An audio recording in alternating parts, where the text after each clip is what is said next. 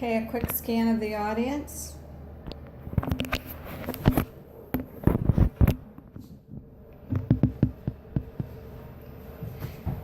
So what do you do when your multi-sport star athlete is being recruited by numerous boys teams? I'm sure you're thinking, I'd be proud, I'd be happy and show support.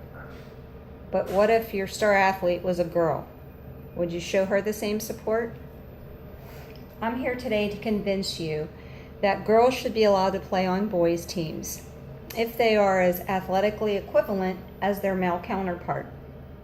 This topic hit home for me as my daughter, her whole life since the age of 7, has been on a boys team. And even now that she's playing on the YSU women's soccer team, in her spare time, she plays in a men's league.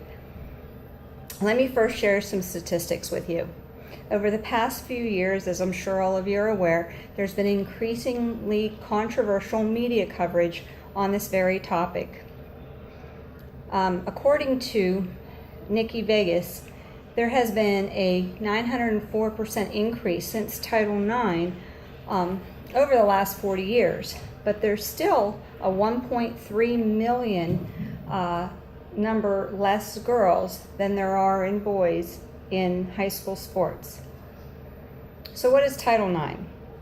Basically, society at large interprets Title IX as legislature that actually equalizes the playing field for girls in regards to athletics. But what does Title IX really say? The Women's Foundation states Title IX as that no person in the United States on the basis of sex should be excluded for, denied the opportunity or benefits, or be discriminated against under any educational program or activity that is federally funded, and that includes athletics. So now some facts. Facts about sports injuries and physiological comparisons. According to an article in the Huffington Post, it notes that there's no physiological differences and no reason why females then should not be allowed to play and compete with males of the same caliber, of course. Factors other than size and strength, such as genetics, motivation, health, maturity, they all play a significant role in an athlete's performance. According to a book, Ethics in Sports, sex is not relevant to performance at all. So, the Women's Foundation also supports the fact that there is no increased risk in sports-related injury based on size or gender. So there you have it. No increased risk for a girl that's playing on a boys' team. Now that you have the facts, let's educate others and show some support for these female athletes. Although you may not have a daughter now, you may have a niece, a sister, or a family friend that could be in this situation. So you need to be open-minded and embrace this opportunity for her. Relaying my personal situation, I can tell you that being a mother of an exceptional athlete is by all means challenging, but being accepted on a boys' team was never one of these challenges. From a young age, boys soccer coaches from around the county were calling to recruit her. What was the result? She gained a wealth of experience from leading these teams and some food for thought. Never once did she receive an injury on a boys' team that was far greater than ever playing when she played with competitive girls. In regards to junior high basketball, she was the starting point guard for both the boys' team and the girls' team. And obviously, aside from all of the sports-related positive outcomes, such as tournament wins and setting school records, it came down to character building, increased confidence, work ethic, and discipline. So now let's talk football. When you have a coach, a varsity football coach, with the winningest record in the entire district, recruit your daughter as kicker, after he sees her messing around at soccer practice, kicking field goals at 40 yards. Well, obviously I had some concerns. My concerns were not how she may handle the pressure or the potential controversy, because it certainly was an adjustment for the community.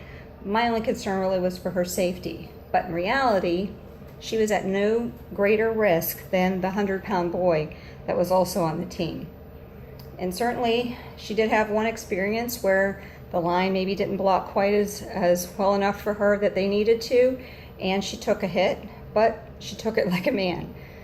So, let's talk about what happened in the community. Positive publicity occurred. So, it paved the way for future female athletes in that same situation. She actually became a role model for a fan base of young girls in the community that attended all her football games. And sure, she had a fair share of highlights of news articles, a radio show, and even featured in a Saturday morning TV sports show. But this all helped define who she actually became as a person. She's a strong, confident leader. This only validates what the Women's Foundation actually supports. And they say that sports builds leadership and confidence, which female athletes exemplify not only on the field, but off the field.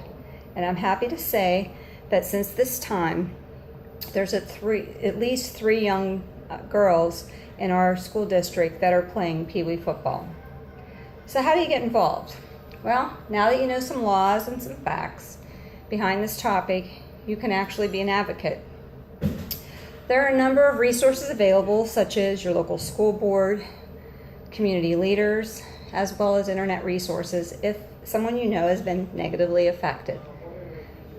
So concluding, I'm hoping that I have convinced you that girls should be allowed to play on boys' teams.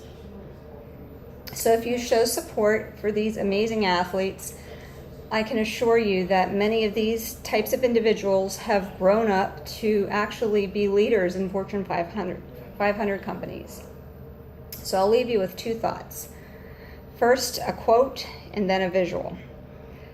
The quote is a summary quote from a sports therapist, Carla Lundbad, and it says that girls who are good enough to play on a boys' team or earn a spot on a boys' team will reap lifelong rewards as a result of the confidence that they've gained by achieving this goal. And finally, a picture's worth 1,000 words. So, there we go, here's one. And then my favorite is this one. As you can see her with all the senior football players, as she is one of them, in the middle. Thank you for listening.